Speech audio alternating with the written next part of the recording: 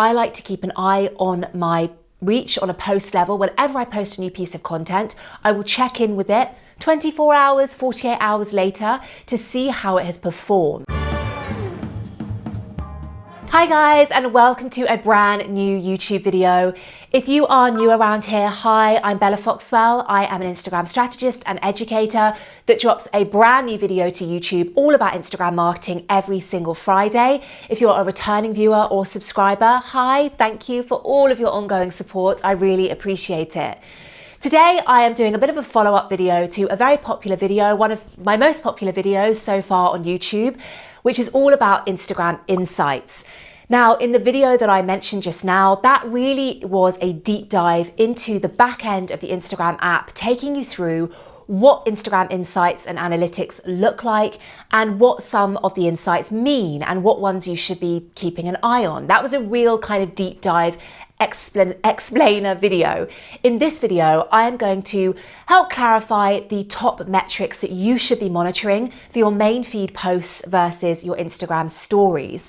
Because I know that when you have a look at the insights section of your Instagram app, there's a lot to look at. There's a huge amount that you could be tracking and monitoring, and it can be quite overwhelming to know where to start and to really know which are the most important ones, because we all only have a certain amount of time and a certain amount of energy. So I want you to make sure that you're channeling that in the most productive way possible. So in this video, I'm going to talk about main feed posts, saves, comments, shares, website clicks, and reach, and then stories, retention rate, and replies. So without further ado, let's dive into those metrics and why they're important.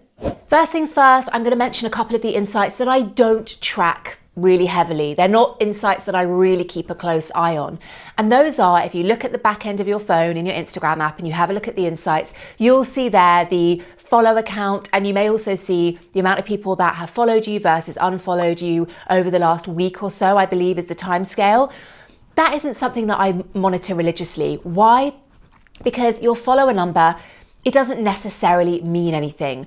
What you should be prioritizing and focusing on above follower number is how engaged your followers are, how engaged your existing community is. There's no good continuing to grow followers if the followers you already have aren't engaging with your content, they're not resonating with what you're putting out there, they're not engaging in daily conversations with you.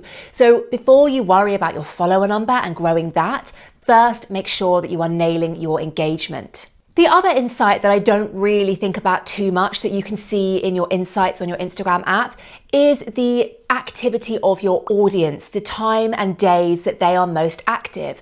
The reason that I don't get too hung up on this is because generally speaking, your audience are going to be as active at the times that you are most active. So if you post your content every single day at 5 p.m. and you spend a considerable amount of time around that hour, engaging, going out, commenting on people's posts, sending them DMs, replying to people who have left you comments, then it's likely that that is going to be reflected in the activity, highs and lows of your own target audience.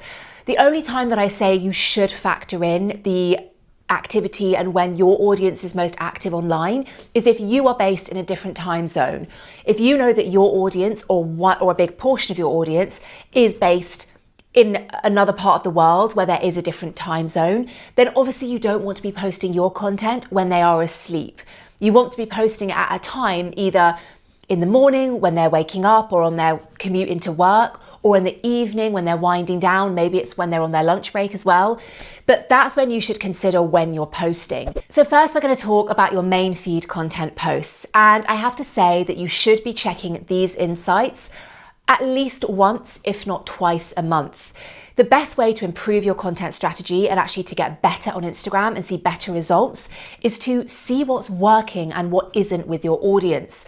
Your audience is unique to you. What works and resonates with your audience may be slightly different to what resonates with your competitor's audience and vice versa. So don't measure yourself against the results that you can see on the surface level that your competitor is achieving. Measure yourself against your own results over the last month or 2 weeks and see how you can improve on that. That's why it's really important to track your insights on a regular basis. So the insights that you want to keep an eye on are saves, comments, and shares. And the reason you want to monitor these over likes is because these are active forms of engagement versus the passive like, which doesn't really mean anything. All it requires is a double tap. It's not a very good marker of whether your content is really resonating with your audience.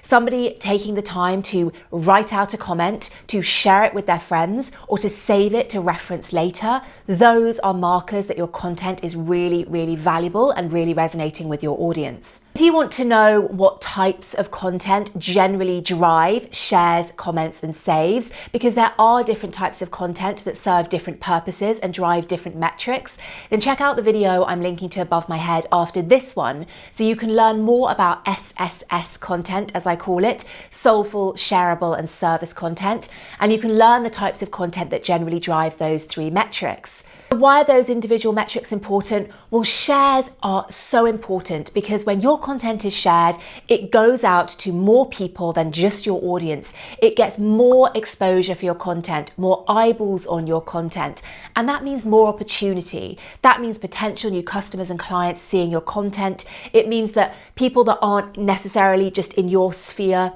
of kind of community, people beyond that will see that content, and if it resonates with them, if it really speaks to them, then they're likely to come back and check you out and hit follow. And if they're a potential customer or client, brilliant. That could be somebody that you work with down the line. That really is the benefit of creating shareable content and driving shares. Now, saves are a sign that your content is valuable enough that people want to save it permanently to reference it later. The type of content that generally drives saves is the kind of helpful, informative, educational content. The content that is going to make your community, your audience, happier, richer, have more time, create an incredible meal, do up their bedroom with beautiful interiors.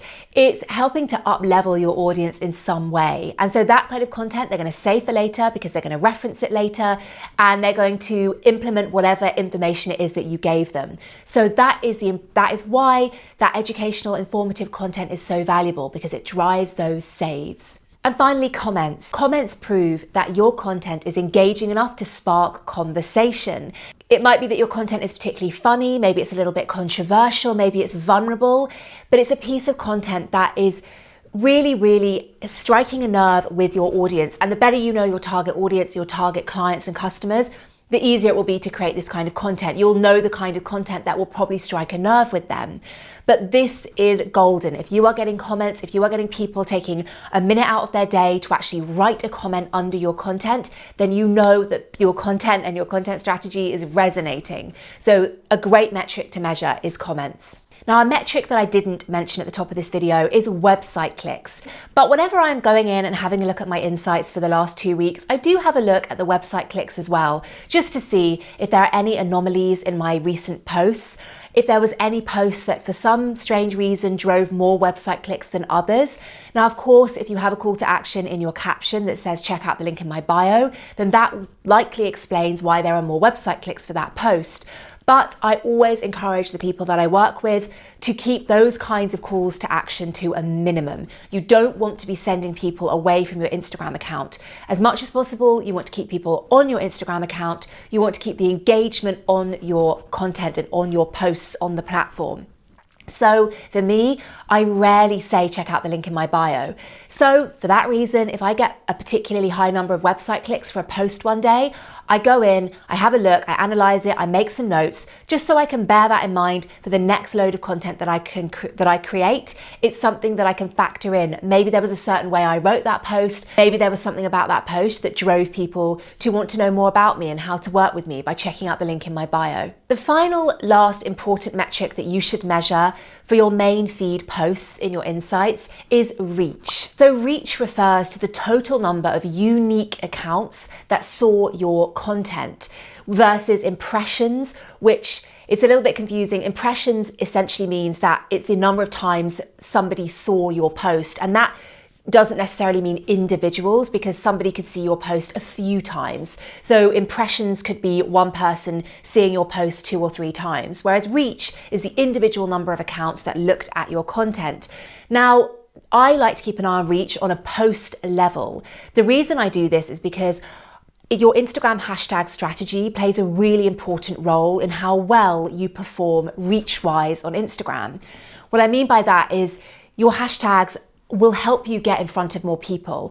And so I like to keep an eye on my reach on a post level. Whenever I post a new piece of content, I will check in with it 24 hours, 48 hours later to see how it has performed. And I can also see how many people found me via hashtags. Now, the reason I check this regularly is because I like to keep a track of whether my hashtag sets are working and which hashtag combinations are working better than others, which are helping to improve my reach, which didn't perform as well as I'd hoped in terms of reach. And then the next time I post a piece of content, I can then play around again with the hashtag set I have. Maybe I'll make some tweaks based on the last hashtag set I used. Maybe I'll swap some out, add some more in. If you want to know any more about hashtag strategy and about how you can create a hashtag strategy that works for you, then check out the video I'm linking to above my head after this one. But that is why I really recommend keeping an eye on your reach regularly, more regularly than the other metrics we talked about today, because that way you can actually tweak your hashtag strategy in real time. If you're only checking the reach of your posts once a month, then that's a whole 4 weeks that you've waited to really see whether your hashtag strategy is working or not. Better to keep a more close eye, a more regular eye on that metric so that you can respond better and you can start making improvements sooner rather than later. Now, in the second portion of this video, I'm talking about Instagram stories. And before I get into the 2 metrics that I really recommend you monitor for stories, let me first just say that you want to be checking the metrics for your stories at least once a week. The reason being is that Instagram Insights only saves your metrics for stories for 14 days. So don't leave it to once a month to check, because you'll go into your insights, you'll have a look at the stories you shared a few weeks ago, and there won't be any information in there. So don't leave it that long. Check once a week on your stories, results, and insights. Now, the first thing that you want to keep an eye on is the retention rate. Now, retention rate isn't a metric that you can actually filter or see in the Instagram Insights section of your app. This is something that you have to figure out on your own. But the way that you do that is you look at the number of people, the number of accounts that have watched your story from the beginning to the end. And the difference in that number is your retention rate. So for example, if you had 120 accounts watching your Instagram story at the beginning, and by the end you had 62 people, that is a 48% drop. So your retention rate is 52%. Now, of course, everybody is going to have a drop-off of viewers from the beginning of a story to the end, no matter how established you are, no matter how many followers you have, no matter how big of an account you are. There will always be a certain number of people that drop off, but you want to continue to work on improving that retention rate. So if you start off with a retention rate of 52%, how can you improve on it the next time? How can you make sure that your Instagram story is more compelling, more enticing, keeps people engaged from beginning right through to the end? So keep an eye on your retention rate and work on improving that. Again, use yourself as the benchmark. It's really tricky, and it's not a very good use of your time to be wondering about the retention rates of other Instagram accounts and other brands. Use yourself as the benchmark and work on improving that retention rate by improving your stories and being critical with it and figuring out how you can improve on it the next time to get that retention rate up. Final metric to monitor when it comes to Instagram stories is your replies. This is a great metric to monitor to see whether your Instagram stories are prompting people to actually engage in conversation with you.